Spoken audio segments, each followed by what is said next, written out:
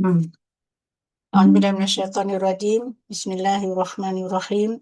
Alhamdulillahi rabbil alamin wassalatu wassalamu ala sayyidina Muhammad wa ala alihi wa sahbihi ajma'in. Subhanaka la ilma lana illa ma 'allamtana innaka antas samiul alim. La haula wa la quwwata illa billahil aliyyil azim. Qala rabbi shrah li sadri wa yassir li amri wahlul 'uqdatam min lisani yafqahu qawli. Rabbi zidni ilma warzuqni fahma. Allahumma salli ala Sayyidina Muhammad wa ala ali Sayyidina Muhammad. Allahumma salli ala Sayyidina Muhammad wa ala ali Sayyidina Muhammad. Allahumma salli ala Sayyidina Muhammad wa ala ali Sayyidina Muhammad. Amma ba'du. Assalamualaikum warahmatullahi wabarakatuh. Alhamdulillah, malam malam ni malam yang penuh berkah lah, penuh barakah ni. Sekali lagi kita dapat bersama dengan Al-Fadhil Ustaz Ni Muhammad Aiman. Walaupun sibuk, Ustaz ni selain pada seorang penceramah bebas, beliau juga adalah berkhidmat di UiTM Macang, Kelantan lah. Dan dalam kesibukan beliau pun masih juga memenuhi permintaan Umi untuk jemput beliau supaya bersama-sama kita pada malam ni lah. Jadi Alhamdulillah dapat luangkan masa bersama kita pada malam ni 22 Zulkaidah 1447 kan. Okay. Tajuknya Zulkaidah kemenangan dalam ketenangan. Yang kita tahu Zulkaidah tu adalah merupakan salah satu bulan bulan haram dah tak? Bulan haram yang dimuliakan Allah. Bulan yang mengajar kita tak semua kemenangan tu hadir dengan kekuatan suara ke atau kemegahan dunia, tapi kemenangan tu lahir daripada apabila hati yang tenang, jiwa yang dekat dengan Allah, serta kemampuan menundukkan hawa nafsu. Jadi Umi, ni Umi kau nak tazkirah ni, bukan Umi dah bagi tazkirah dah. Umi pendahuluan saja je lah. Jadi semoga majlis ilmu pada malam ini menjadi asbab hati kita lebih dekat kepada Allah, lebih cinta kepada Al-Quran dan lebih bersedia menghadapi kehidupan akhirat yang kekal abadi. Jadi tanpa melengahkan masa, majlis dengan penuh hormatnya menjemput Al-Fadhil Ustaz Ni Muhammad Aiman untuk menyampaikan tazkirah beliau. Majlis mempersilakan mana dasarnya. Tak nampak ni. Okey. Tak keluar gambar. Dengar ke suara? Dengar suara dengar. Rupa tak ada. Assalamualaikum warahmatullahi wabarakatuh. Alhamdulillahi rabbil alamin wassalatu wassalamu ala asyrafil anbiya'i wal mursalin wa ala alihi wa sahbihi ajma'in.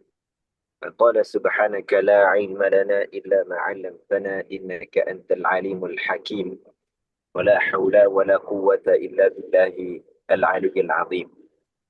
Alhamdulillah, terima kasih kepada Umi selaku pemudah cara atau pengacara kita pada malam ini. Seterusnya yang dihormati lagi dikasihi semua para sahabat pencinta ilmu yang berada di sebalik skrin saya pada malam ini. Walaupun saya tak nampak semua yang ada di belakang skrin ini, tapi tak apalah, sama-sama kita doakan semoga Allah Subhanahu Wa Taala merahmati kita semua. Dan saya minta maaf sebenarnya bukan sombong tak nak buka kamera, tapi saya masih dalam kereta, masih berada dalam perjalanan, tak sampai lagi ke rumah, lebih kurang dalam 10 minit lagi baru sampai insya-Allah. Jadi sementara tu kita mulakan dulu. InsyaAllah saya sampai rumah nanti, kita rehat sekejap 5 minit tu saya parking kereta naik ke rumah. Nah, baik. Jadi malam ini tajuk yang diberikan kepada kita adalah Zulqaidah. Sementara kita berada dalam bulan Zulqaidah, maka tajuk yang diberikan adalah Zulqaidah, kemenangan dalam ketenangan. Macam mana seperti mana yang disebutkan tadi oleh Umi kita, Umi Zakia, macam mana bukan semua kemenangan itu kita capai dengan kehebatan senjata, bukan semua kemenangan itu kita capai melalui peperangan, Bukan semua kemenangan itu kita capai dengan sorakan, dengan jeritan, dengan tempikan. Tapi ada juga kemenangan yang kita capai melalui ketenangan. Dan itulah insya-Allah yang akan kita tajuk yang akan kita bedah dan yang akan kita kupas pada malam ini insya-Allah. Baik, sebelum daripada kita teruskan, kita nak tengok apa makna bulan Zulqa'dah ini. Kita selalu sebutkan bulan-bulan Islam, kita selalu bilang, kalau budak-budak kan dia suka dia buat nasyid tu. Muharram, Safar, Rabiul Awal. Jadi setiap bulan dalam kalender hijrah ini sebenarnya dia ada apa tu? Dia ada maksud dia. Bulan-bulan Islam ini setiap bulan itu dia mengandungi maksud dia. Jadi apakah maksud bulan Dzulqa'dah? Kalau boleh turun sikit slide kita. Dzulqa'dah sebenarnya terdiri daripada dua perkataan yang dicantumkan, iaitu Dzu dengan Al-Qa'dah. Bila dicantumkan dua perkataan ini, maka jadilah perkataan Dzulqa'dah. Sebenarnya Dzulqa'dah. Tapi orang kita ni bila kita sebut ni, kita permudahkan sebutan jadi Dzulqa'dah. Yang sebenarnya bukan Dzulqa'dah, Dzulqa'dah. Jadi apa makna Dzu? Dzu itu makna yang mempunyai. Dzu makna yang mempunyai. Contoh, orang yang namanya Dzul Hilmi. Hilmi maksudnya kelembutan. Dzul Hilmi yang mempunyai kelembutan. Dzulqarnain. Dzulqarnain. Kenapa namanya Dzulqarnain? Qar maknanya tanduk. Qar maknanya dua tanduk. Dzulqarnain makna orang yang memiliki dua tanduk. Bukanlah makna dia ada dua tanduk, tapi maknanya dia Dzulqarnain ini dia menguasai dua benua yang dinisbahkan dengan dua tanduk. Jadi jarak ataupun kekuasaan dia itu meliputi dua benua. Jadi disebutlah nama dia ataupun diletakkan namanya Dzulqarnain, iaitu yang mempunyai ataupun yang menguasai dua tanduk. Macam Allah Subhanahu Wa Taala ada nama Allah Dzul Jalali wal Ikram, iaitu Dzu yang mempunyai Al-Jalali kemegahan wal Ikram dan kemuliaan. Maksud Dzu adalah yang mempunyai. Al-Qa'dah maknanya duduk ataupun berhenti. Jadi makna Dzulqa'dah iaitulah bulan rehat ataupun bulan duduk, bulan berhenti. Itu makna bulan Dzulqa'dah. Mana bulan berehat, bulan duduk, bulan berhenti. Kalau orang Kelantan kata kat bulan duduk saja. Tu makna Dzulqa'dah. Mana bulan duduk saja-saja. Kenapa Dzulqa'dah dinamakan Dzulqa'dah? Makna duduk ni kenapa? Sebab dia asal daripada perkataan qa'ada. Qa'ada maknanya duduk. Jadi kenapa bulan Dzulqa'dah ini dinamakan bulan duduk? Ataupun dinamakan bulan berhenti? Atau kenapa dinamakan bulan Dzulqa'dah ini sebagai bulan berehat? Ada beberapa sebab. Antaranya yang pertama adalah kerana dalam bulan Dzulqa'dah ini orang Arab zaman jahiliyah mereka berhenti berperang. Ataupun mereka tidak memulakan peperangan. Dia dua lah. Maksudnya perang berhenti itu sama ada dia tengah perang, dia hentikan perang, ataupun dia tak orang putih cakap initiate. Dia tidak memulakan peperangan. Kerana apa? Kerana bulan Dzulqa'dah ini termasuk dalam bulan-bulan yang haram, dan bulan yang haram ini ada 4 bulan. Ada 4 bulan. Satu bulan iaitu bulan Rejab. Bulan Rejab ini bulan haram yang duduk bersendirian.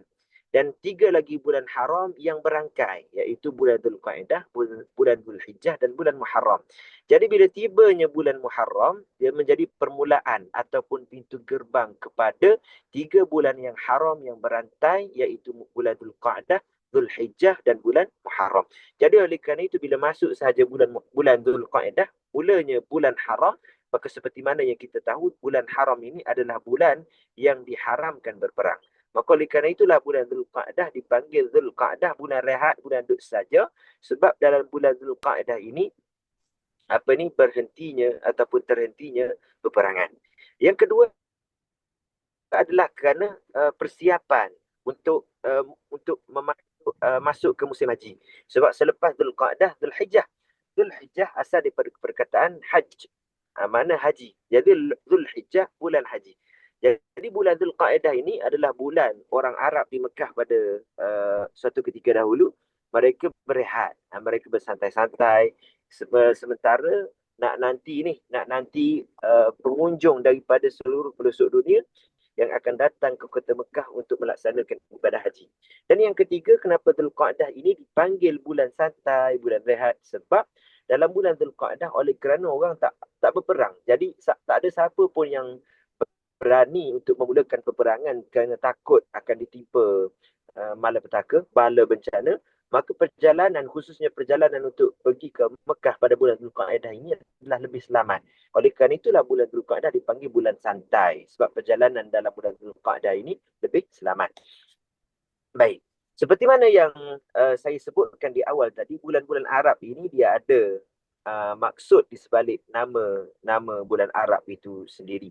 Jadi ini jadi kita maksudnya alang-alang kita dah sebutkan nama bulan Arab ni, kita sebut teruslah semua maksud bulan-bulan yang lain. Jadi bulan Arab ini dulu diambil sempena nama musim. Seperti mana Imam As-Suhaili dia sebut, aktsaru syuhuril arabiyyah sumiyat bi asma'in ma'khudatin min ahwali sanati syamsiyyah thumma lazimatha. Kata Imam As-Suhaili, nama-nama bulan bangsa Arab ini dulu diambil daripada nama-nama musim. Kemudian nama-nama musim itu sampailah kita pada hari ini. Jadi orang Arab dulu, kita hari ini, bila kita rujuk kalender Islam ataupun kalender hijrah, kita rujuk kepada ataupun kalender hijrah kita ini, setiap bulan itu dia diikat dengan peredaran bulan, betul tak? Kan kita nak masuk bulan puasa, kita tengok dulu anak bulan, kita cerap anak bulan. Kalau nampak anak bulan, masuklah bulan puasa. Bila dah habis bulan puasa nanti, kita tengok balik anak bulan. Kalau dah nampak, dah cerap tu, nampak anak bulan Syawal, maka berakhirlah bulan Ramadan dan masuklah pula bulan yang baru, iaitulah bulan Syawal. Dan begitulah seterusnya bulan-bulan yang lain. Jadi sebelum daripada kalender orang Arab ni, dia ikat dengan sistem peredaran bulan, orang Arab dulu dia ikat bulan dia ni dengan peredaran musim. Contohnya bulan Muharram. Bulan Muharram ini maknanya yang diharamkan. Kenapa? Kerana di dalam bulan Muharram mereka tidak berperang dan bulan Muharram itu mereka muliakan. Kerana di samping makna haram ini, di samping makna haram tu, haram tak boleh buat, haram juga makna mulia.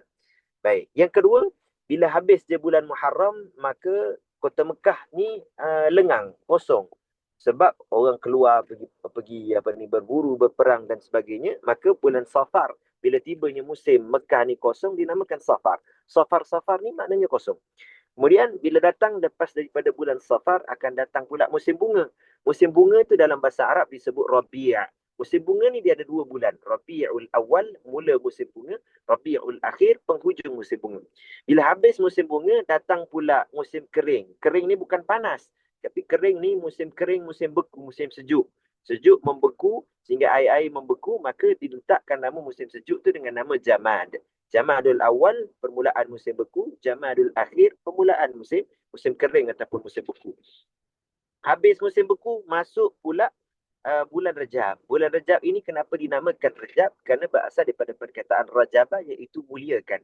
Orang Arab ini mereka muliakan bulan Rajab, mereka tidak berperang padanya. Oleh kerana itulah bulan itu dinamakan bulan Rajab, bulan yang dimuliakan. Kemudian lepas daripada bulan Rajab, datang pula bulan orang Arab ini bertebaran. Sama ada bertebaran nak pergi berniaga ke, bertebaran nak keluar cari sumber air ke dan sebagainya, maka dinamakan musim itu sebagai Sya'ban, iaitu bertebaran. Lepas daripada bulan orang Arab keluar ni, datang pula musim panas yang terik. Bila datang musim panas yang terik, diletakkan nama bulan tu bulan panas. Panas-panas ini dalam bahasa Arab ambil daripada perkataan Ar-Ramda ataupun Ramid. Datanglah bulan Ramadan. Kemudian selepas Ramadan, habisnya musim panas, datang pula musim unta. Unta mengandung ataupun unta bunting. Unta ni bila dia mengandung ataupun bila dia ni bunting, unta ni dia ada satu tabiat, dia akan angkat dia punya ekor tu. Jadi perbuatan unta ni dia angkat ekor dia tu dipanggil syawwalah. Syawwalah makna terangkat. Bila dia angkat ekor dia tu, maksudnya dia bunting lah tu. Jadi sempena dengan kebuntingan unta tu, diabadikan sebagai nama bulan. Jadi lekatlah nama bulan Syawal sehingga ke hari ini. Jadi inilah sebahagian daripada sejarah maksud nama-nama bulan Arab yang kita masih lagi pakai dan kita masih lagi guna sehingga ke hari ini. Jadi alhamdulillah saya dah selamat sampai ke rumah. Jadi kita take 5. Kita rehat sebentar bersama KitKat. Kita berehat 5 minit. Saya dah naik ke rumah nak buka laptop. Kejap ya. Okey, sehingga bertemu lagi. Assalamualaikum dulu untuk seketika.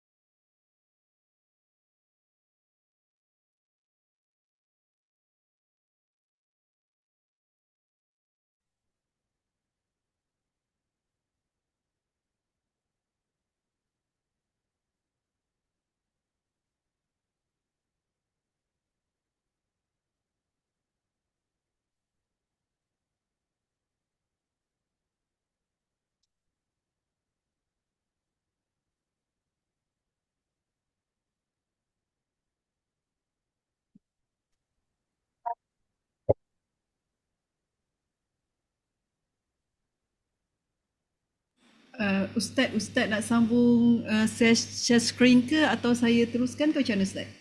Boleh. Saya share. Ustaz share, okey saya stop, okey. Okey, baik. Okey, Assalamualaikum warahmatullahi wabarakatuh. Sekali lagi bertemu lagi kita pada uh, ni ada dalam grup ni tanya saya dah tak dapat masuk.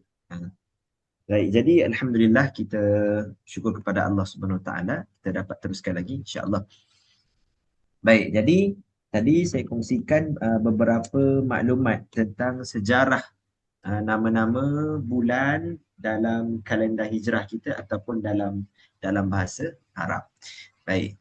Sekejap saya share saya punya skrin. Baca buka ni bah. Pipai.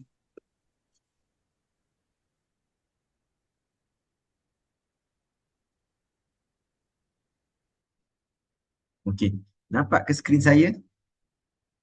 Nampak Ustaz? Nampak. Alhamdulillah. Okey, baik.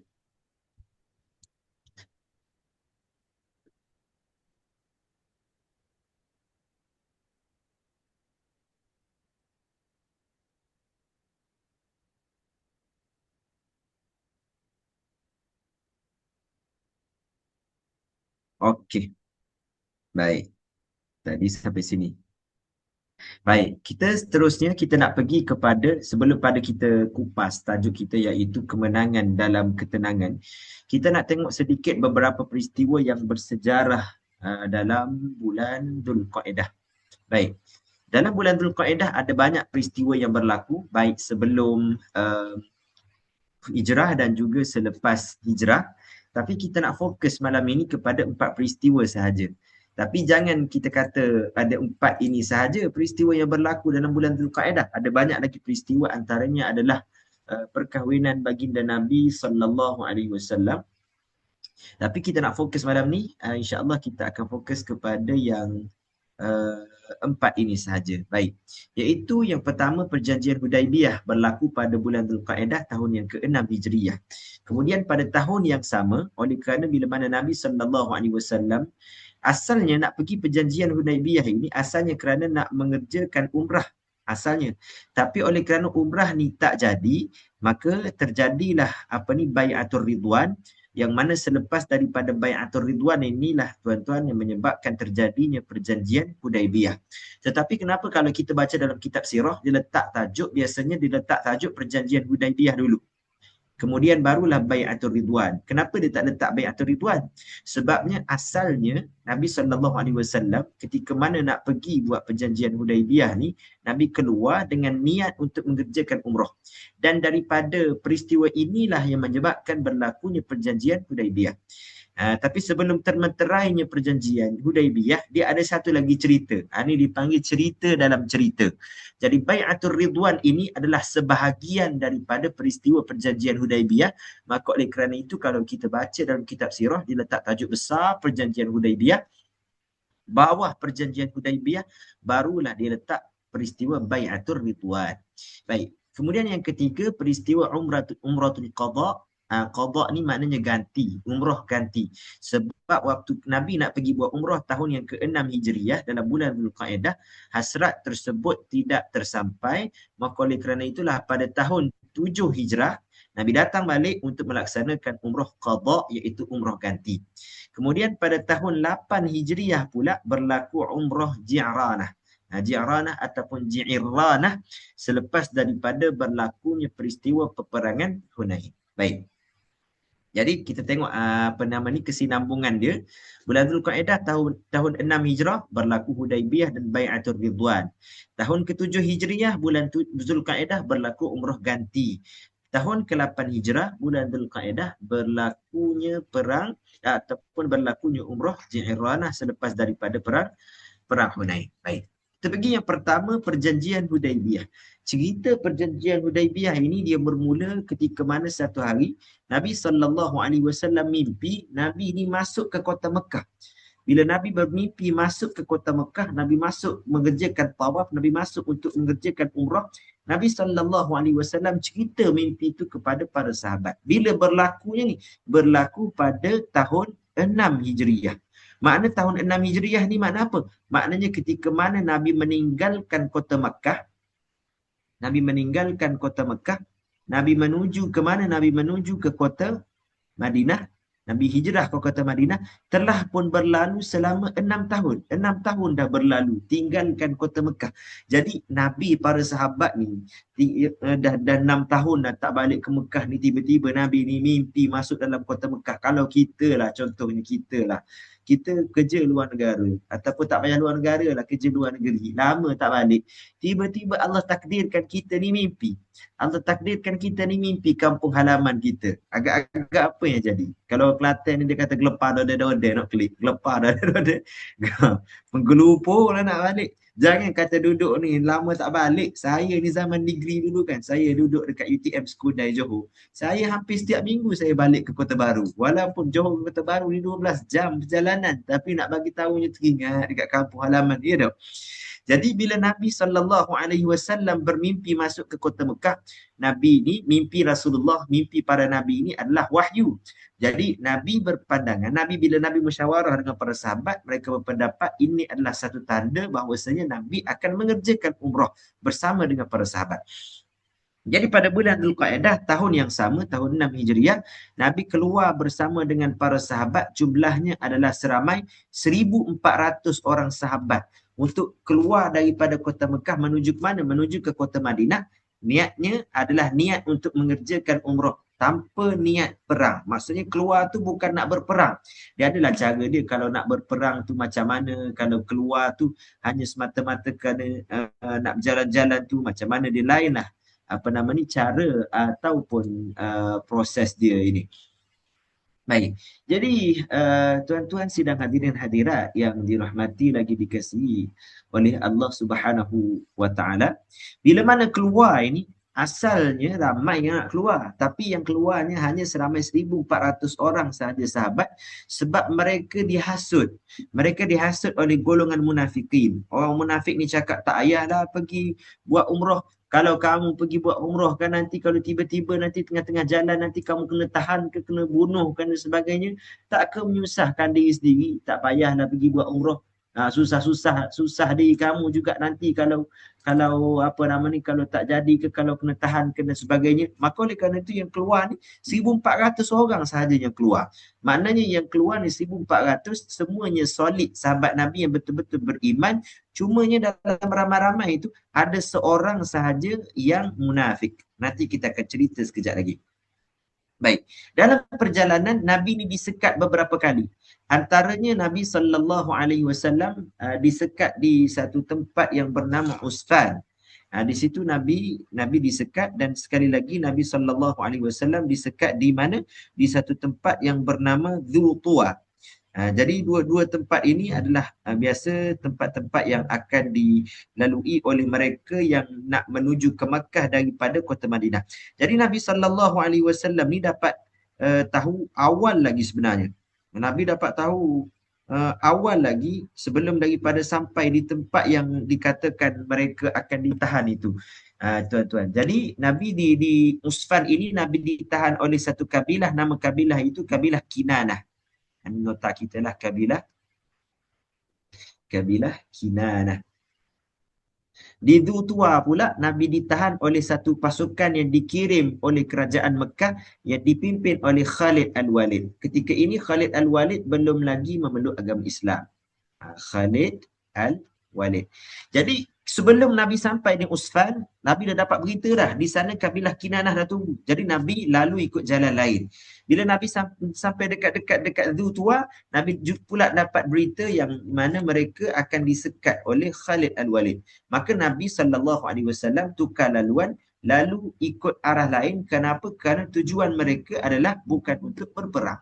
Jadi bila Nabi ni dengar kata mereka akan ditahan, maka Nabi tukar laluan. Akhirnya Nabi SAW tiba di Hudaibiyah. Hudaibiyah ini lebih kurang dalam 30 km lah daripada kota Mekah. Lebih kurang 30 km daripada kota Mekah. Bila sampai di Hudaibiyah, maka Nabi SAW menitahkan para sahabat untuk berkhemah di sana. Nabi dan para sahabat ini mendirikan khemah di Hudaibiyah. Di sini berlakunya satu peristiwa yang ajaib. Ada satu saya nak selitlah cerita dekat sini. Dekat sini ni bekalan air yang dibawa oleh para sahabat ni kehabisan. Tak ada air. Jadi bila air ni kehabisan, maka sahabat cuba cari sumber-sumber air yang ada. Bila sahabat cari sumber air yang ada ni, yang ada pun air air yang bertakung dekat lopak. Maksudnya air yang bertakung dekat lopak ni dah bercampur dengan selut, dah busuk baunya. Dah kalau kita ni biasa kita cakap aica, kalau Kelantan aica. Orang luar bahasa standard ni apa aica ni? Dalam bahasa standard apa? Aica ni orang panggil apa? Orang sebut apa aica ni? Air parit macam tu lah. Jadi orang ni sahabat ni tak. Air takung dalam lopak-lopak tu kan. Air yang bertakung dalam lopak-lopak tu. Air yang bertakung dalam lopak-lopak tu. Jadi sahabat ni tak, kalau kita pun tak tergamak nak minum kan. Geli kembang kita punya tengkuk ni. Kembang kita punya tengkuk ni nak telan tu. Tak boleh telan. Jadi akhirnya sahabat mengadu dekat Nabi. Nabi kata apa masalahnya ni? Sahabat kata tak ya Rasulullah, air tak ada. Akhirnya Nabi SAW celup tangan baginda dalam satu bekas dan lepas daripada itu keluar air melalui celah-celah jari Nabi SAW. Di sini satu mukjizat Nabi yang disaksikan oleh para sahabat. Dan kalau kita nak selit hikmah dalam kitab Rahiqut Tadabbur, dia kata dalam banyak-banyak anggota Nabi, kenapa air keluar daripada celah jari? Kenapa tak keluar daripada janggut Nabi? Kenapa tak keluar daripada mulut Nabi? Kenapa tak keluar daripada mata Nabi? Kenapa air ni keluar daripada tangan Nabi SAW? Jadi ini adalah antara tandanya adalah kenapa? Kerana daripada tangan Nabi SAW itu keluarnya manfaat untuk manusia, bukan hanya manfaat untuk akhirat tapi juga manfaat untuk dunia. Baik. Kemudian selepas daripada Nabi sampai di Hudaibiyah ini, lebih kurang 3 km daripada kota Mekah, tak sampai Mekah lagi, baru di Hudaibiyah. Akhirnya wakil Quraisy dihantar untuk meninjau. Orang Quraisy ni, kerajaan Mekah dihantar beberapa orang wakil. Antaranya dihantar seorang pemimpin Bani Khuza'ah namanya Budail bin Warqa. Bila dia jumpa Nabi, dia tanya, "Ya Muhammad, kau datang sini ni, tujuan kau ni datang ni kenapa?" Maka Nabi pun cakap dekat dia, Nabi kata, "Kita datang ni nak buat umrah, bukan nak berperang. Tengoklah ni kita bawa ni." Dan Nabi bawa juga tuan-tuan, Nabi bawa kuda, Nabi bawa unta, dan juga Nabi bawa kambing untuk disembelih di kota Mekah. Nabi bawa. Maksudnya Nabi berjalan pergi ke Mekah ini untuk buat umrah ni, kenderaan yang Nabi dan sahabat naik kenderaan lain. Maksudnya naik kuda ataupun unta lain. Dan Nabi bawa lagi setiap orang tu yang mampu, mereka bawa kambing ataupun unta ataupun lembu untuk disembelih di Mekah. Yang kita sebut dengan nama Al-Hadiyu. Kita sebut nama Al-Hadiyu. Hadiyu ni makna apa? Hadiyu ini maknanya binatang sembelihan yang disembelih untuk disedekahkan di kota Mekah. Jadi Al-Hadiyu ni biasa orang sembelih di Mekah. Biasanya Al-Hadiyu ni kalau kita baca bab haji adalah bab hadiyu, dan dalam bab umrah juga ada hadiyu. Hadiyu maksudnya sembelihan sunat. Contoh kalau kita mampu, kita pergi buat umrah, lepas daripada umrah itu kita sembelih seekor kambing. Bukan korban. Korban ni raya haji je. Tapi selepas buat umrah ada juga sunat untuk kita berkorban, tapi dia tak panggil ibadah korban, dipanggil Al-Hadiyu. Baik. Jadi bila kerajaan Quraisy ini hantar wakil, antaranya Budail bin Warqa. Dia kata, "Kau datang ni nak perang ke datang ni sebab apa?" Nabi kata, "Kita datang ni sebab bukan nak berperang, kita datang nak buat umrah." Ni buktinya ada binatang-binatang hadiu yang kita bawa untuk kita sembelih dan kita agihkan di Mekah nanti. Jadi Budail bin Warqa, wakil kerajaan Quraisy, dia balik semula ke Mekah. Dia kata, "Tak payahlah kita ni, bagi je lah Muhammad ni masuk kota Mekah. Dia bukan nak berperang pun, dia datang ni nak buat umrah." Tapi orang Quraisy ni tak puas hati, dia hantar seorang lagi wakil namanya Mikraz bin Hafs. Bila dia hantar Mikraz ni seorang yang keras. Bila dia ni keras, dia datang, dia tak fikir panjang, dia tak jumpa pun Nabi, dia tengok daripada jauh. Jadi bila dia tengok daripada jauh, dia pun balik semula ke kota Mekah. Dia kata, "Sah, diorang ni datang nak berperang." Kenapa Mikraz dia cakap macam tu? Sebab dia ni sikap dia tu keras dengan kaum muslimin. Jadi bila musyrikin Mekah ni tak puas hati, kenapa wakil yang pertama kata tak nak perang, wakil yang kedua kata nak perang, dia hantar pula wakil yang ketiga namanya Al-Hulais. Bila dia hantar Al-Hulais bin Alqamah yang ketiga ni, Al-Hulais ni dia seorang yang lembut hatinya. Bila hati dia lembut, dia datang, Nabi tunjuk dekat dia unta-unta korban yang akan dijadikan sebagai Al-Hadiyu. Jadi Al-Hulais ni tersentuh. Bila hati dia tersentuh, dia balik semula ke kota Mekah. Dia kata, "Tak payah halang diorang ni datang nak ibadat." Tak puas hati lagi penduduk Mekah ni, dia hantar lagi seorang wakil. Jadi jumlah wakil semuanya 4 orang. Siapa seorang wakil? Namanya Urwah bin Mas'ud Al-Thaqafi. Dia seorang pemimpin Bani Thaqif yang berada di Taif. Kebetulan dia ada di Mekah pada waktu itu, jadi dia hantar. Bila Urwah bin Mas'ud datang tengok Nabi ni bersama dengan para sahabat, dia balik, dia cakap apa? Dia kata, penduduk Mekah, aku ni kan sebenarnya, aku tengok ni ramai raja-raja. Aku dah tengok raja Parsi, aku dah tengok raja Rom. Tapi bila aku tengok Muhammad ini, tak ada dah. Tak pernah aku tengok, tak pernah dibuat orang macam mana yang dibuat oleh sahabat Muhammad tu dekat Muhammad. Raja Parsi pun hormat juga, raja Rom pun hormat juga. Tapi Muhammad ni sahabat dia punya hormat dekat dia ni lain macam. Lain macam mana? Kalau Muhammad tu ambil wuduk, sahabat dia ni takkan benarkan air wuduk dia tu cecah tanah. Sahabat dia ni tak ada. Kalaulah Nabi tu meludah pun orang bersihkan. Kalau Nabi tu bercakap, orang diam, orang tak berani nak melawan. Kalau orang cakap dekat dengan Nabi, dia akan pastikan dia cakap ni suara dia tak lebih tinggi daripada suara Muhammad. Kalau aku tengok dah ni hebatnya Muhammad ni, jauh lebih hebat dibandingkan dengan raja-raja yang hebat yang lain. Engkau tak payahlah lawan dengan Muhammad. Muhammad ni bukan tandingan engkau, katanya. Siapa ni? Katanya Urwah bin Mas'ud Al-Thaqafi. Jadi muslimin dan muslimat, bila begitulah keadaannya, maka tak dapat mereka ni tak dapat kita kata kesepakatan nak bagi ke tak nak bagi, nak bagi ke tak nak bagi. Jadi Nabi ni dengan para sahabat ni tunggu di tunggu di Hudaibiyah tu lama. Tunggu nanti green light nak masuk teruskan, tiba-tiba kena serang mengejutkan, nanti kan masalah pula. Jadi Nabi ambil keputusan, tunggulah dulu di Hudaibiyah ni, tak payah nak masuk lagi, tunggu je di Hudaibiyah. Inilah sisa-sisa runtuhan bangunan Hudaibiyah yang masih lagi ada sampai ke hari ni. Ini gambar. Tuan-tuan kalau nak tengok boleh Google lah, banyak ada gambar dalam Google ni, gambar di Hudaibiyah. Dan di belakang ni kalau tuan-tuan dapat tengok gambar masjid ni, inilah masjid yang ada di Hudaibiyah.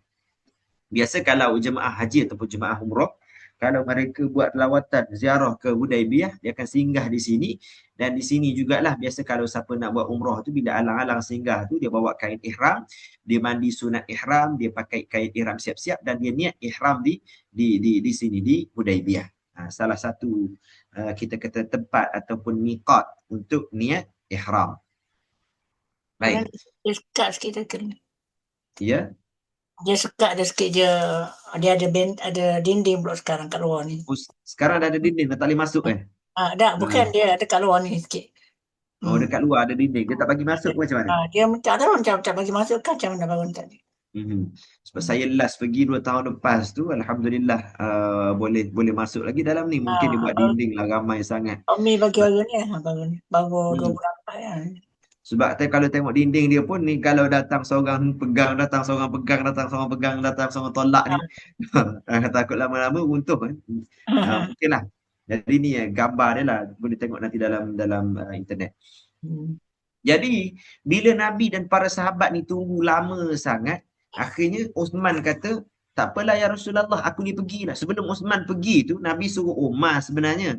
Nabi kata, Umar, engkau masuklah, pergilah buat kira-kira dengan pemimpin Quraisy tu macam mana. Umar cakap dekat Nabi, Umar kata, ya Rasulullah, aku ni bukan nak deraka, aku ni bukan nak melawan, tapi engkau tahulah ya Rasulullah, aku ni garang, aku ni backing, aku ni jenis aku ni jenis darah panas. Kan aku masuk kan nanti, kalau dah tak bagi kan nanti tak pasal-pasal berperang pula. Engkau suruhlah Uthman ni, wahai Rasulullah, Uthman ni hati dia lembut. Dia pula dekat dalam kota Mekah ni dia dihormati. Lalu Nabi setuju, Uthman pun dihantar untuk berunding. Bila Uthman masuk dalam kota Mekah ni, Uthman walaupun dia Islam, tapi Uthman ni dihormati. Bila Uthman dihormati, dia masuk, orang ni ahlan wa sahlan, Uthman masuklah tak apa. Jadi orang ni kata duduklah dulu, makanlah dulu, lama tak jumpa ni. Orang hormat Uthman ni.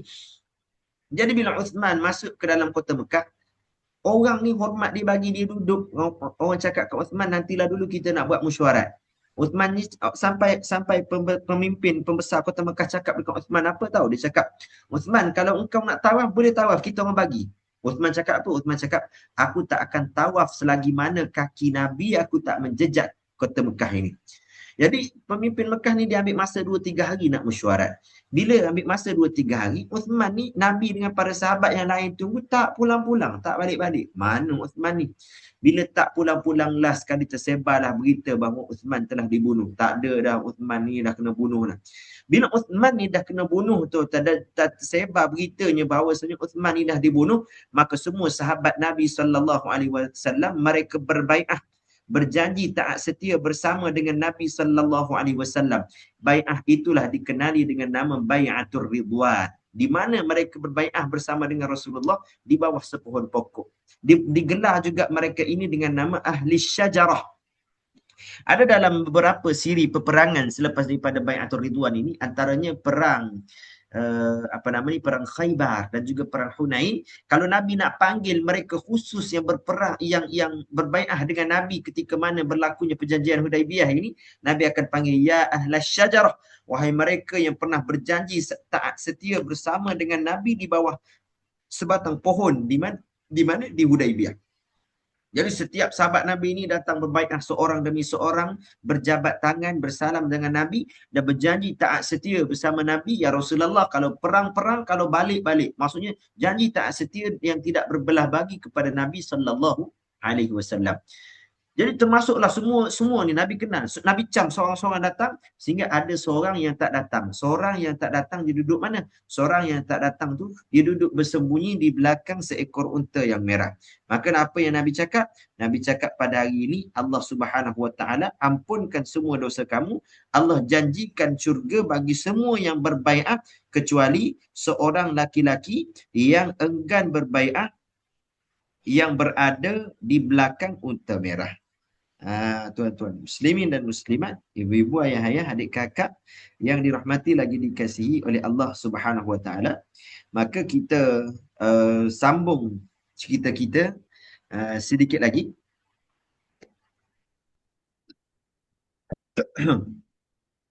Balik cerita kita sedikit lagi.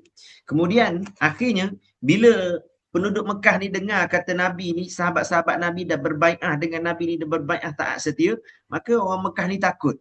Bila takut, akhirnya mereka melepaskan Sayyidina Uthman. Akhirnya Uthman kembali. Bila Uthman kembali dekat Rasulullah sallallahu alaihi wasallam, datanglah selepas daripada itu seorang wakil daripada kota Mekah namanya Suhail bin Amr, datang untuk berunding bersama dengan Nabi sallallahu alaihi wasallam.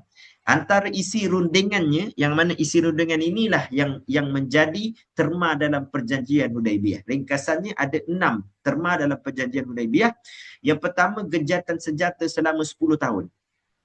Yang kedua, tak boleh masuk ke Mekah dalam tahun tu. Yang ketiga, kalau nak umrah pun boleh, tahun depan je boleh. Tahun ni tak boleh umrah. Kalau nak masuk tahun depan pun boleh, tapi syaratnya tak boleh lebih daripada 3 hari. Kemudian syarat yang keempat, perjanjian Hudaibiyah, terma yang keempat, siapa-siapa daripada orang Mekah yang pergi ke Madinah tanpa izin perlu dihantar balik.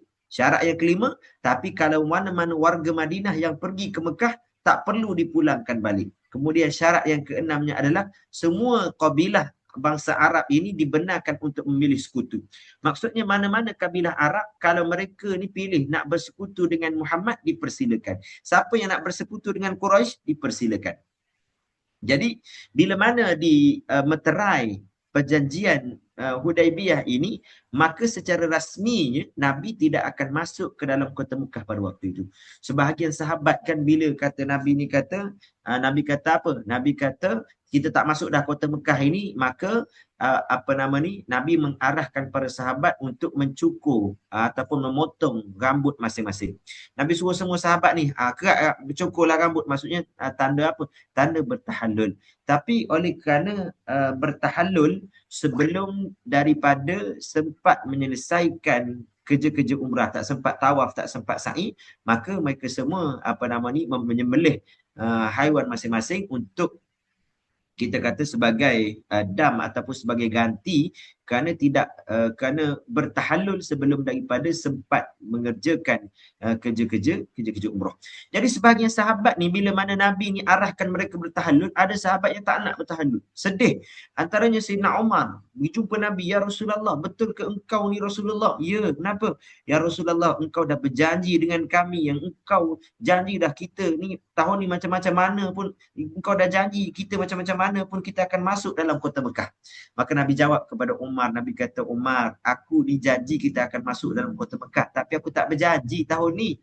Maka akhirnya sahabat ridwanullahi alaihim mereka akur dengan arahan daripada Nabi, akhirnya mereka semua bertahallul. Tanpa mereka sedar ni, kalau kita lah tengok perjanjian Hudaibiyah ni kan, perjanjian ni macam berat sebelah, betul tak? Macam menguntungkan puak-puak Quraisy. Tapi yang sebenarnya walaupun nampak dari segi zahirnya nampak untung kepada masyarakat Quraisy, tapi yang sebenarnya semua terma perjanjian Hudaibiyah ini keuntungannya adalah dinikmati oleh umat Islam 100%. Walaupun perjanjian ini termanya ditulis ataupun dipersetujui oleh Quraisy, tapi yang untungnya adalah umat Islam. Kenapa yang untungnya umat Islam? Kalau kita tengok dari segi genjatan senjata selama 10 tahun. Genjatan senjata 10 tahun ni umat Islam untung besar. Sebab apa? Sebab Nabi dan para sahabat bebas untuk menyebarluaskan agama ini dengan seluas-luasnya. Sebab apa bebas? Sebab kalau kita tengok peperangan sebelum daripada ini, peperangan ini bukan orang Islam yang mulakan. Peperangan ini orang kafir yang start dulu. Perang Badar orang kafir yang start dulu. Perang Uhud orang kafir yang start dulu. Perang Ahzab orang kafir yang start dulu. Quraisy yang start dulu. Jadi kalau genjatan senjata, kita tak rugi apa-apa pun. Sebab apa? Sebab bukan kita yang start dulu perang. Engkau yang start dulu perang. Jadi bila engkau nak punya genjatan senjata, kita mujurlah. Untunglah kita suka baru. Baik. Yang kedua, tidak masuk ke dalam kota Makkah pada tahun itu. Jadi, bila tak masuk ke kota Makkah pada tahun itu, untungnya macam mana? Kalau tahun itu masuk ke dalam kota Makkah 1,400 orang je. Tapi oleh kerana tak masuk kota Makkah tahun tu, tahun depan nak masuk kota Makkah ni, bila Nabi offer siapa nak pergi buat umrah, jumlahnya bertambah 2,000 orang. Jadi, walaupun sahabat ingatkan, rugilah kita tahun ni tak boleh buat umrah. Tapi sebenarnya apa? Untung belah muslimin juga. Sebab apa? Sebab bila ditangguhkan umrah ni, tahun depan baru pergi buat umrah qadha, maka jumlahnya meningkat. Jadi berapa? Jadi 2,000 orang. Kemudian, dibenarkan umrah tahun berikutnya 3 hari saja. Ini samalah macam tadi. Kemudian, warga Mekah yang masuk ke Madinah tanpa izin perlu dipulangkan. Ini ni tuan-tuan. Ini ni hikmah besar, keuntungan besar. Kenapa? Kerana warga Mekah yang pergi ke Madinah masuk Islam, bila mana dia dipulangkan ke Mekah semula, mereka pulang, mereka berdakwah. Jadi mereka pulang, mereka berdakwah. Ramailah orang Mekah ni yang masuk Islam.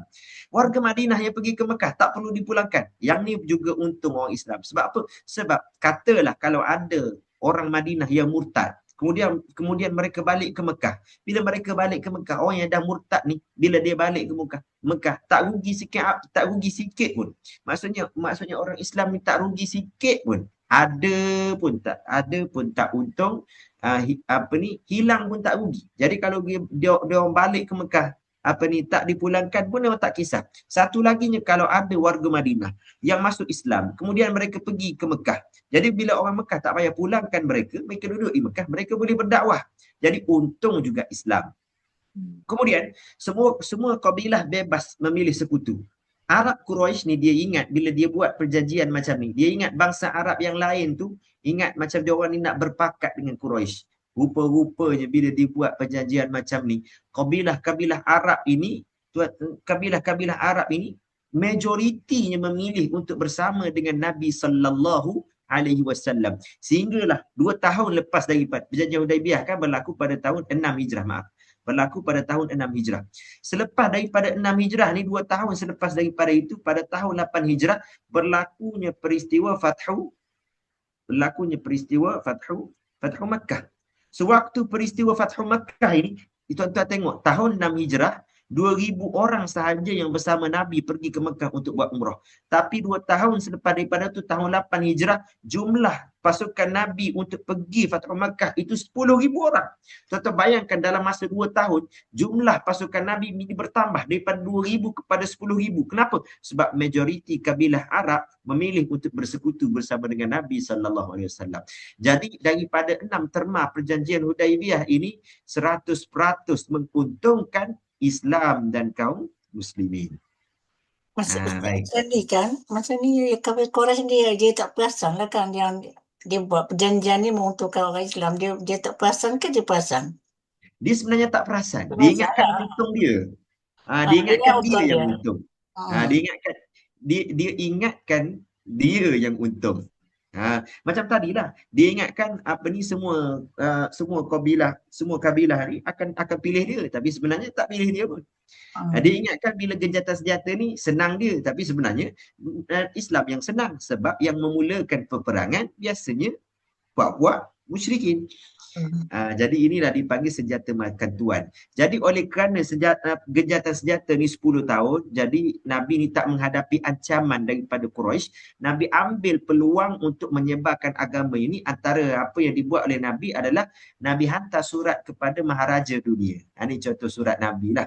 Dikatakan ini Khat Kufi Mushafi dipanggil. Ini kalau siapa boleh baca ni memang hebat ni. Baik. Apa ni? Ni Bismillahirrahmanirrahim min Muhammad min Muhammad Abdullahi wa rasuluh. Ni ila Hirqal. Ila Hirqal azim ar-rum. Salamun ala man ittaba'al huda amma ba'du. Jadi cukuplah. Terror lah dia macam ni. Ini apa ni, antara ini surat Nabi dihantar kepada siapa? Kepada Hercules. Hercules raja Rom. Baik, cukuplah situ. Kalau nak cerita surat Nabi ni lain tahun kita cerita insya-Allah. Kita ada 4 minit lagi ni. Saya nak kena pergi laju-laju ni. Baik. Saya nak pergi laju-laju. Slide saya ni ada banyak tapi tak apalah, kita pergi. Baik. Kemudian bila Nabi balik ke Mekah tahun 6 Hijrah, tahun 7 Hijrah, bulan Dzulqa'dah, Nabi kembali semula ke kota Mekah. Buat apa? Untuk buat umratul qada, umrah ganti. Seperti mana saya sebut tadi, umrah qada ini seramai 2,000 sahabat untuk menunjukkan mereka tidak berniat untuk berperang, mereka meletakkan senjata di atas unta. Jadi sewaktu 2,000 ni sampai ke kota Mekah, mereka mengambil giliran. 1,800 masuk ke kota Mekah dulu untuk mengerjakan umrah, manakala 200 orang lagi ditugaskan untuk menjaga senjata, menjaga keselamatan senjata di luar kota Mekah. Waktu Nabi dan para sahabat datang masuk ke kota Mekah untuk buat umrah ni, para pembesar Mekah dia arahkan penduduk Mekah ni untuk naik ke atas bukit. Kenapa naik atas bukit? Dia kata Muhammad dengan sahabat dia tu terkena demam panas padang pasir. Jadi bila dia cakap Nabi ni kena demam panas padang pasir ni, maka dia orang cakap kalau kau tak nak kena jangkit, tak nak ni berjangkit dengan Muhammad dengan bala tentera dia, kau naiklah atas bukit. Tujuan dia kenapa sebenarnya? Dia suruh naik atas bukit tu sebab dia tak nak ada kekacauan, tak nak ada pemberontakan. Jadi berita ni sampai dekat Nabi. Orang cakap, orang Mekah ni fitnah kata Nabi dengan sahabat ni kena demam panas pada pasir. Maka apa yang Nabi buat? Nabi berittiba'. Apa itu berittiba'? Nabi pakai begini. Inilah dipanggil ittiba'. Iaitu kain ihram itu dilalukan di bawah bahu sebelah kanan untuk menunjukkan bahu sahabat ni tak sama dengan bahu kita. Sahabat ni bahu mereka ni kekar, besar, kuat, gagah. Jadi Nabi berittiba' untuk menunjukkan kepada penduduk Mekah bahawasanya orang Islam ni kuat, gagah, tak sakit. Dan ketika mana tawaf ini, beberapa pusingan yang awal itu, Nabi dengan para sahabat tawaf dalam keadaan berlari-lari anak. Nak menunjukkan kalau orang demam tak boleh berlari. Jadi itulah asal sejarahnya. Dan kemudian azan dikumandangkan buat kali yang pertama oleh Bilal. Bilal naik ke atas Kaabah dan mengalunkan azan buat kali yang pertama. Dan inilah gambaran Kaabah zaman Nabi SAW. Zaman Quraisy ini, kelabu Kaabah itu berwarna merah. Merah dalam bentuk jalur. Inilah lebih kurang gambaran Kaabah zaman Nabi. Ini kalau kita nak tengok lagi gambaran suasananya, macam inilah suasana kota Mekah pada zaman Nabi SAW. Kaabah itu dikelilingi binaan-binaan rumah yang dibuat daripada bangunan-bangunan yang dibuat daripada tanah liat dan berbumbungkan pelepah-pelepah samar. Baik. 2 kali umrah al-qadha. Kemudian tahun 8 Hijriyah pula. Tahun 8 Hijrah berlakunya umrah Ji'ranah. Umrah Ji'ranah berlaku selepas daripada Perang Hunain. Perang Hunain ini berlaku dalam bulan Syawal, tahun yang ke-8 Hijrah. Baik. Cerita Perang Hunain ini pun menarik juga, tapi masa kita kesentukan. Baik. Selepas daripada berlakunya Perang Hunain, maka Rasulullah SAW mengagihkan ghanimah ataupun harta rampasan perang. Harta rampasan perang waktu Perang Hunain ini sangat-sangat banyak. Berapa? Antaranya adalah 40,000 ekor kambing. 40,000 ekor kambing. 24,000 ekor unta. Lagi, berapa lagi? 8,000 wanita. Lagi, 10,000 orang kanak-kanak ataupun anak-anak, remaja. Kanak-kanak. 10,000 orang kanak-kanak. dan juga penuh dengan emas dan perak. Sehingga lembah Hunain itu ketika berlakunya perang Hunain ini dipenuhi dengan emas dan juga perak. Jadi bila Nabi SAW mengagihkan harta rampasan perang ini, ada satu cerita menarik yang berlaku. Perang Hunain ini dia berlaku selepas daripada Fathu Makkah. Dia berlaku selepas Fathu Makkah. Jadi ketika berlaku perang Hunain, pasukan Nabi SAW jumlahnya adalah 10,000. Yang mana 10,000 sahabat yang ikut Nabi daripada Madinah pergi ke Makkah untuk Fathu Makkah. Manakala 2,000 lagi adalah penduduk Makkah yang baru masuk Islam, golongan mu'allaf. Jadi bila berlakunya perang Hunain, selepas daripada perang Hunain itu, bila Nabi SAW mengagihkan harta rampasan perang, Nabi banyak bagi dekat mu'allaf, orang yang baru masuk Islam. Contohnya Abu Sufyan datang, Nabi bagi kepada dia berpuluh-puluh ekor kambing. Nabi bagi dekat dia berpuluh-puluh ekor unta. Nabi bagi dekat dia banyaknya emas dengan perak. Kemudian Abu Sufyan tak cukup, dia minta lagi. Dia kata, anak aku Muawiyah macam mana? Nabi pun bagi juga dekat Muawiyah. Cucu aku Yazid macam mana? Nabi bagi juga dekat Yazid. Sehingga Abu Sufyan ini, dia letak harta tu, emas dengan perak tu dalam kain. Dia balut, dia bungkus kain tu. Dia nak pikul kain tu. Tak larat, tak kuat, tak mampu dia nak pikul kain tu. Banyaknya emas yang dibawa. Bila Nabi bagi harta rampasan perang ni kan, tiba-tiba dekat sahabat Nabi golongan Ansar, Nabi tak bagi harta rampasan perang.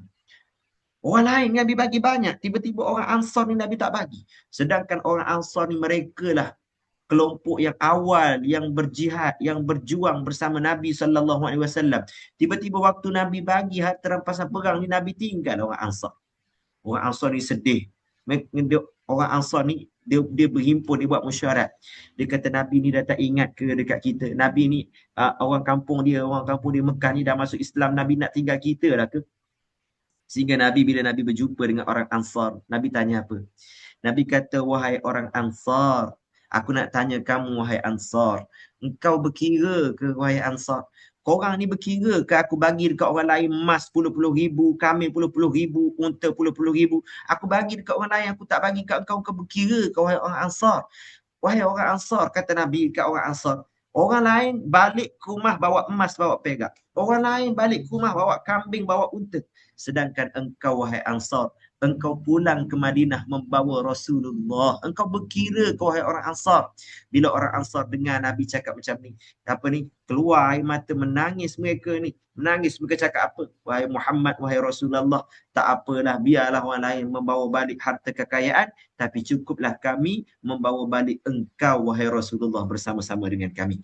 Kemudian selepas daripada peristiwa ini, Nabi SAW berihram untuk mengerjakan umrah daripada mana? Untuk mengerjakan umrah daripada Ji'ranah. Baik. Jadi cerita kita pada malam ni kan banyak cerita umrah, betul tak? Yang pertama Hudaibiyah. Hudaibiyah ini Nabi keluar pergi Hudaibiyah kenapa? Kerana Nabi nak buat umrah. Yang kedua Umratul Qadha. Hudaibiyah tahun 6 Hijrah. Umratul Qadha bila? Tahun 7 Hijrah. Kemudian umrah Ji'ranah bila? Tahun 8 Hijrah. Jadi 3 umrah Nabi SAW dibuat dalam bulan Dzulqa'dah. Dalam sepanjang hidup Nabi ni, umrah Nabi selepas daripada hijrah.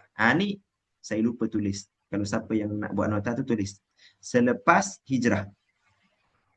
Sebelum hijrah ni banyaklah umrah Nabi. Tapi selepas hijrah, Nabi buat umrah ni 4 kali sahaja. 4 kali umrah Nabi. 3 umrah Nabi ni dibuat dalam bulan Dzulqa'dah. Hanya 1 sahaja umrah yang dibuat dalam bulan Dzulhijjah, iaitulah umrah Nabi SAW, yang mana Nabi SAW buat bersama dengan Haji Wada'. Ni cerita Haji Wada' nanti. Maksudnya dalam sepanjang hidup Nabi ni, umrah Nabi 4 kali je Nabi buat. Dan dalam 4 kali umrah Nabi ni, 3 umrah Nabi dibuat dalam bulan Dzulqa'dah. Yang inilah yang kita nak bawa kepada kesimpulan kita pada malam ini. Apa yang kita nak bawa pada malam ini, asal nama Dzulqa'dah tadi, asal nama Dzulqa'dah maksud Dzulqa'dah ni apa? Maksud Dzulqa'dah ini adalah bulan rehat, betul tak? Bulan rehat, bulan santai.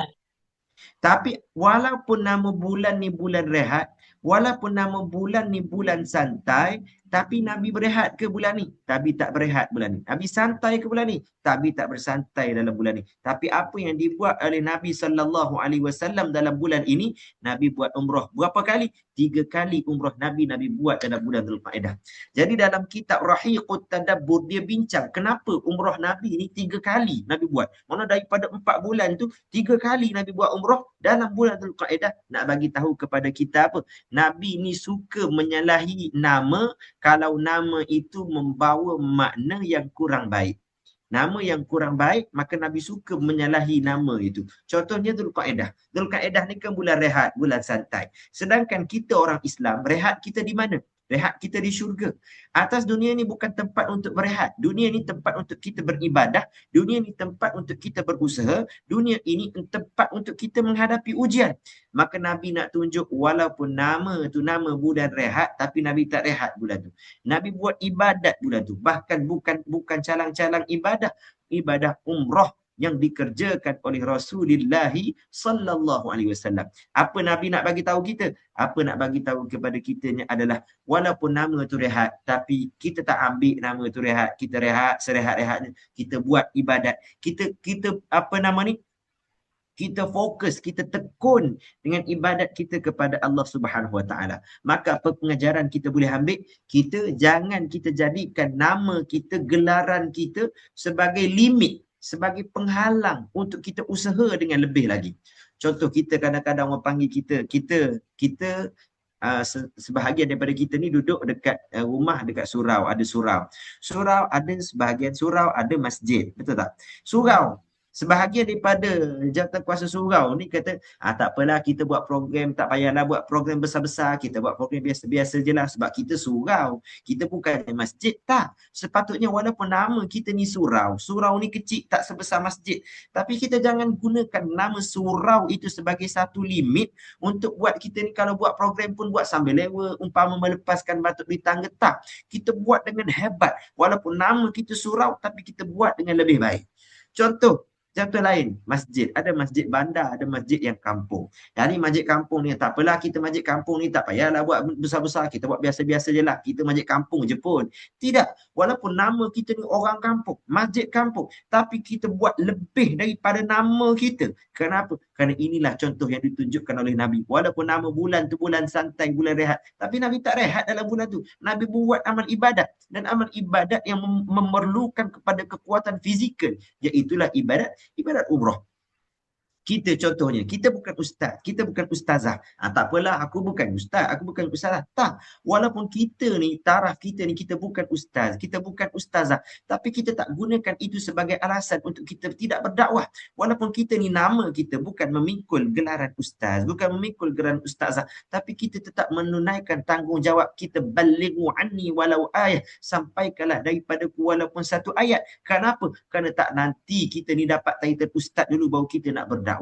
Sama juga, saya ni bukan AJK masjid, saya orang biasa-biasa je, saya ni jemaah biasa je. Walaupun kita ni bukan nama kita AJK, walaupun nama kita ni jemaah biasa, tapi jangan jadikan ia sebagai penghalang untuk kita contribute, untuk kita menyumbang lebih daripada nama kita. Baik, itu pengajaran yang pertama. Pengajaran yang keduanya adalah daripada peristiwa yang kita bincangkan pada hari ini, iaitu peristiwa Hudaibiyah. Daripada peristiwa Hudaibiyah ini kita belajar apa? Kita belajar kemenangan itu bukannya selalu datang dalam bentuk sorakan. Bukannya kemenangan itu selalu datang dalam bentuk teriakan. Bukan semua kemenangan ini dalam bentuk kekuatan semata-mata, tapi ada kemenangan yang datang dalam bentuk ketenangan. Kadang-kadang kita ni kena undur dulu baru kita boleh pergi balik. Kadang-kadang kita ni kan, kita nak apa-apa kita buat kerak, tapi tak boleh. Ada kadang-kadang kita undur dulu, lepas tu kita datang balik, kita akan boleh balik kemenangan kita. Ada dalam hidup kita ni kadang-kadang ada beberapa benda yang kita kena mengalah. Tapi kita mengalah satu benda, kita boleh buat 10 benda yang lain. Kadang-kadang mengalah tak bermakna kalah. Kadang-kadang mengalah itu kita boleh teruskan untuk kita mencipta jalan untuk kita menuju kemenangan yang lebih hebat, yang lebih besar lagi. Contoh, ada orang kan, ada orang yang dia ada contohlah dekat sebahagian kampung ada Bilal bermasalah. Masalah dia azan tak betul dan sebagainya. Jadi orang kampung ni bagi tahu saya, kita berceramah, orang cakap, tolonglah tegur Bilal tu. Cakaplah dia elok-elok suruh Bilal ni gini. Saya cakap macam mana? Saya cakap saya boleh nak tegur, tapi saya bimbang kalau saya tegur, kalau silap bahasa saya gunakan nanti dia merajuk dia tak azan, sangat rugilah orang kampung ni. Sangat cari Bilal lain pula. Jadi saya tak tegur dia bab azan itu kerana bukan saya tak tegur, saya tangguh dulu. Nanti bila sampai bab azan, saya boleh tegur, saya boleh sebut macam mana nak azan dengan cara yang betul. Tapi bila mana saya ni tangguhkan teguran saya dalam bab azan itu, Bilal tu sentiasa datang selalu dengar kuliah saya. Jadi saya tangguhkan, saya tarik dulu, saya tak tegur dia dulu. Waktu tu saya tak tegur dulu, waktu tengah panas tu saya tak tegur dulu bab azan ini. Saya boleh bagi tahu dia 10 benda. Banyak lagi perkara saya boleh tahu dalam keadaan last sekali bab azan pun bila tiba waktunya saya boleh tegur. Macam anak kita lah. Anak kita kan kadang-kadang kita suruh dia solat, kita suruh dia study, kita suruh dia belajar. Kadang-kadang nak suruh dia belajar ni kadang-kadang ada benda yang kita kena mengalah. Contohnya, boleh engkau kalau engkau study betul-betul, mak bagi engkau ni main game setengah jam. Contohlah. Engkau kalau kau study betul-betul, mak janji mak bawa engkau pergi jalan-jalan. Jadi ada benda yang kadang-kadang kita kena berlembut, kita kena gunakan pendekatan berhemah, tapi tak bermakna kita mengalah. Tapi kita ambil pendekatan, kita undur dulu sebab kita nak kejar kemenangan yang lebih besar. Kita gaduh dengan orang. Kita kadang-kadang kita bergaduh dengan orang, kita undur dulu diri. Bukan kata kita undur tu kita masam muka tak. Tapi kita tarik diri. Padahal kalau kita bergaduh dengan orang, kita bergaduh, kita betul, dia salah. Tapi kalau kita teruskan juga, betul, aku nak berkeras juga. Kadang-kadang dia boleh merosakkan hubungan kekeluargaan, hubungan persahabatan. Tapi bila kita bergaduh, kita kendurkan, kita undur dulu diri kita. Bukan kita mengalah. Walaupun kita betul, tapi kita undur diri kita dulu. Kenapa? Kita undur untuk kita selamatkan keadaan. Walaupun kita mengalah waktu itu, 10 perkara lagi kita boleh selamatkan. Dan bila tiba waktunya, kita boleh tegur dia kembali atas kita kata mungkinlah kesilapan ataupun kekurangan yang ada. Jadi itulah 2 pengajaran daripada cerita kita pada malam ini. Jangan jadikan nama sebagai limit. Biarlah orang panggil kita ni gelaran yang rendah ke, nama kita ni jawatan kita rendah ke, tapi kita menyumbang lebih daripada nama kita, lebih daripada gelaran yang kita sandang. Dan juga pengajaran yang keduanya adalah mengalah tidak bermakna kalah. Ada kalanya kita perlu tenang untuk menang, ada kalanya kita perlu undur diri untuk kita kejar kemenangan yang lebih besar. Ada satu komen, ya Ustaz, tapi bukan senang untuk menjadi pendakwah. Ya betul. Cara nak berdakwah secara mudah ni macam mana? Kita bagi tahu yang kita tahu je. Yang kita tak tahu tak payahlah bagi tahu. Itu cara. Jadi kita ulas, tak payahlah yang benda yang susah-susah, yang rumit-rumit. Cukup kita bagi tahu, sepatah kita tahu, sepatahlah yang kita kita sampaikan. Dan kadang-kadang kita nak dakwah ni tak perlu kita dakwah dengan bentuk kata-kata. Kadang-kadang dakwah yang lebih berkesan kita dakwah dengan adab kita. Saya contohnya dekat UiTM tu, pelajar saya ni kalau yang perempuan macam-macam jenis. Ada yang jenis tak pakai tudung, ada yang jenis tak tutup aurat, ada yang jenis pakai ketat-ketat, ada yang jenis tak solat. Jadi bila kita tengok contohnya pelajar-pelajar yang tak tutup aurat ni, saya boleh je tunjuk, kau pakai tak betul, nanti akhirat nanti neraka lah tempat kau. Bila saya buat macam tu, budak tu berubah lah? Tak berubah. Kalau dia pakai tutup pun sebab dia malu dekat saya. Tapi apa yang saya buat, saya tak buat macam tu. Saya buat macam mana? Saya tunjukkan contoh. Kita tak menghukum dia. Walaupun dia pakai ni tak cukup SOP, tak cukup spek, tak cukup kain. Tapi apa yang kita buat, kita tunjuk contoh dekat dia. Aku tak menghukum kau, tapi aku doakan kau semoga Allah bagi hidayah, semoga Allah bagi petunjuk. Last sekali sebelum kelas yang terakhir, waktu sebelum berakhirnya kelas yang last tu, saya akan berdoa. Saya akan berdoa macam mana? Ya Allah, seperti mana atas dunia ni engkau izinkan aku untuk mengajar budak-budak ni, ya Allah engkau izinkan jugalah ya Allah di akhirat nanti semoga aku dapat bertemu kembali dengan mereka ya Allah. Jadi kalau ada mereka yang masih lagi kurang, engkau bimbinglah mereka ya Allah untuk menjadi umat Islam yang baik, untuk menjadi orang Islam yang betul-betul beramal dengan ajaran Islam. Jadi bila kita buat macam tu kan, dia pun boleh terima dengan cara yang baik, dia pun boleh terima, dia pun boleh berubah dengan perlahan-lahan. Dan dia pun tak benci dekat kita, yang paling penting dia tak benci dekat agama kita. Sebab tu kadang-kadang kita rasakan macam dakwah ni payah. Mungkin sebab kita rasa payah tu kerana kita menggunakan pendekatan tu, bila kita tengok orang salah, kita terus tegur direct. Saya nak last cerita last saya ni. Ada seorang ustaz ni, dia tengok orang perempuan tak tutup aurat atas kereta api. Jadi dia tegur. Bila dia tegur ni, kadang-kadang kan dia tegur dengan cara kasar. Perempuan tu balas balik dengan cara kasar. Dia balas macam mana? Dia kata, ustaz nak tegur saya boleh. Tapi ustaz tunjuk dulu dekat saya, ustaz cakap dulu sekarang kat saya, ustaz duduk dekat syurga mana, saya duduk dekat neraka mana. Kalau ustaz boleh tunjuk, saya terima dengan ustaz. Sampai macam tu.